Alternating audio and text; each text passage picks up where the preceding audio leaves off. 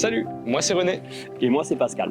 À travers une série de 6 épisodes, nous allons vous faire découvrir ou redécouvrir les étapes qui ont façonné notre vie.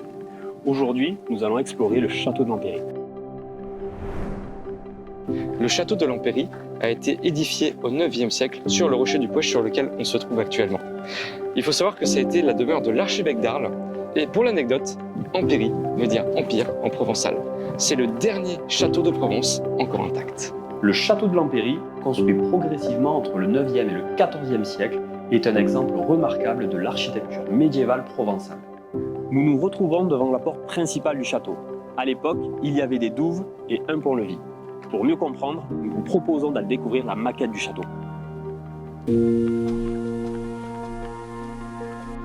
Comme vous pouvez le constater, la maquette nous permet d'avoir un aperçu de ce à quoi ressemblait le château à l'époque. Bien que construits au 9e siècle, les douves, elles, ont été construites au 14e siècle pour renforcer les défenses de la forteresse. Le château de l'Empéry comptait 5 tours. Aujourd'hui, il n'en reste plus que 2. Je vous propose donc de monter au sommet de l'une d'entre elles, car c'est un endroit où peu de gens ont eu accès, car d'habitude fermé au public. Les tours du château étaient utilisées essentiellement dans un rôle stratégique et défensif. Nous voilà au sommet de l'une des dernières tours du château. Comme vous pouvez l'imaginer, la vue y est imprenable. Nous accueillons Michel Roux qui va nous en dire plus sur l'histoire du château.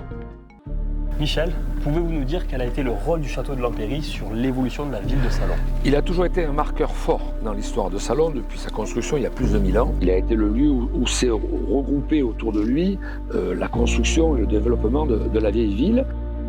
Il a été un lieu qui était reconnu dans la région. Il est aujourd'hui l'un des 3 derniers forts de la Provence avec le Palais des Papes à Avignon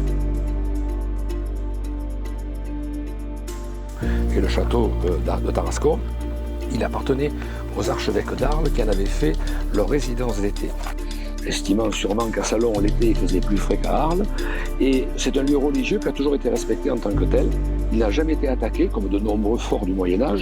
Il a été seulement pillé à la Révolution française, puisque les révolutionnaires ont pillé tous les lieux religieux.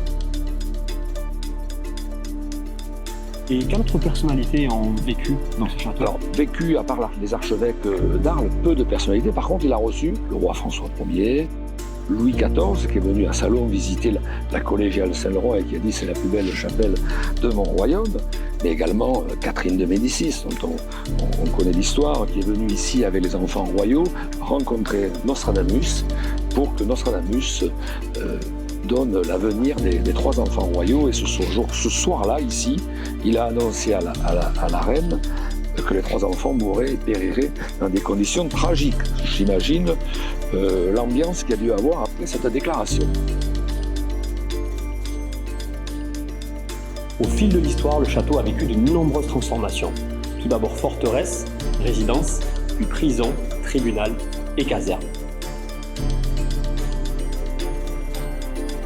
Le château de l'Empéry abrite le musée de l'histoire et des arts militaires géré par la ville de Salon-de-Provence. L'exposition est incroyablement vaste et riche, ce qui en fait probablement l'un des plus beaux musées de France. Alors j'invite tous les curieux, tout comme les passionnés d'histoire, à venir y faire un tour. Nous en savons maintenant un petit peu plus sur ce monument incontournable de la ville. Rendez-vous la semaine prochaine pour un nouvel épisode. Nous allons cette fois-ci parler de Nostradamus, un personnage emblématique de la ville.